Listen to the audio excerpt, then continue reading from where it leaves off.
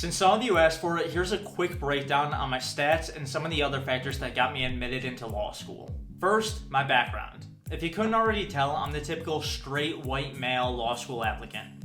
The only thing that really set me apart is I'm a former college dropout.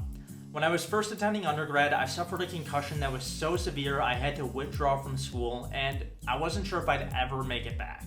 In order to even finish undergrad, I had to scratch and claw my way back through severe migraines and being diagnosed with ADHD. But I did it, and I did it well enough that I was even invited to speak at my commencement ceremony. And obviously that's what I wrote my personal statement about.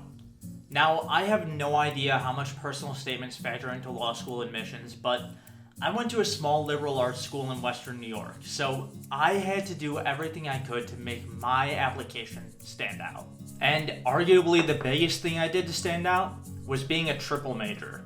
I was applying to law school at a time when the number of applications was skyrocketing due to COVID, so I really wanted to make my application unique.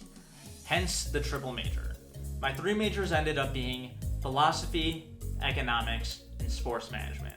And to further set myself apart from the crowd, I was working 3 jobs. I was tutoring for my school, I was coaching high school football, and I was a bouncer at a local club on the weekends. All of these are things I did to set my application apart, but what you really want to know are the numbers. What was my GPA, and how did I do on the LSAT? Well, I did pretty damn well on both. My cumulative GPA was a 3.76, which is pretty damn impressive considering that my first semester GPA was about a 2.2, and my LSAT score ended up being a 167.